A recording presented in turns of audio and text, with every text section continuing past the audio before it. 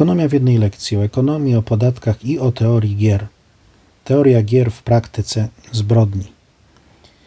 7 października bieżącego 2024 roku w miejscowości Porac w gminie Łobez w województwie zachodniopomorskim zaginęła 47-letnia Beata Klimek, matka trójki dzieci, która poza nimi miała jeszcze pracę, sprzątała w banku. Kobieta tego dnia rano odprowadziła dzieci na autobus do szkoły i wróciła do domu. Mieszkała z nimi na piętrze domu teściów. Na dole mieszkają właśnie teściowie, prawie już byli teściowie, bo kobieta jest w trakcie rozwodu z mężem, który związał się już z nową partnerką, z czym się nie krył, zresztą ostatnio coraz częściej bywał z nią w swoim domu rodzinnym. Zaginiona kobieta miała zamontowaną kamerę na posesji, jakby się czegoś obawiała. Kamera zarejestrowała jej poranne wyjście z dziećmi 7 o 7 i to jest ostatni zapis kamery. Opuszczenie posesji z dziećmi.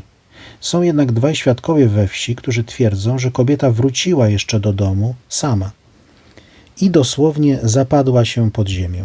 Może faktycznie dosłownie. Co się stało z Beatą Klimek? Gdy szukamy schematów, a nie anomalii, to możemy spojrzeć na sprawę w świetle teorii gier, jak już to czyniliśmy kilkakrotnie.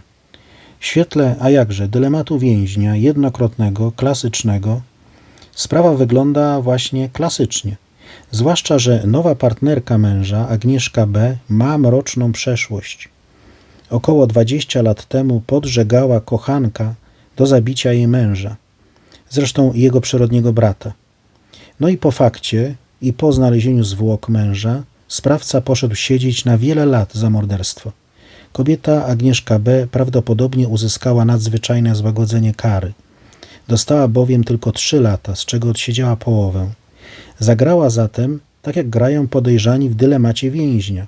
To znaczy zapewne przyznała się do swojej roli, wyjawiła sprawcę, mordercę i opisała zbrodnię.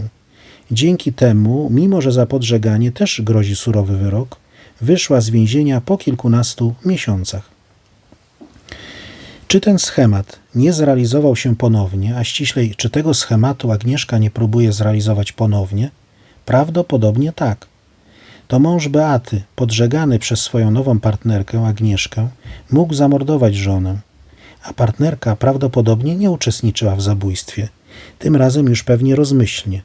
W razie odkrycia zwłok pójdzie na współpracę i pewnie liczy ponownie na złagodzenie kary, ale przede wszystkim tym razem bardziej zadbała o skuteczne ukrycie ciała, żeby nie zostało odnalezione. Zatem Agnieszka już raz zagrała w dylemat więźnia i w razie czego liczy, że zrobi to ponownie. Teoretycznie w świetle teorii gier to jest rozwiązanie sprawy zaginięcia Beaty Klimek. Jednocześnie zważywszy, że raczej nie było możliwości wywiezienia ciała, znajduje się ono pod posesją albo w miejscu wskazanym przez psy tropiące w bliskiej okolicy posesji. Tyle teoria gier w praktyce zbrodni.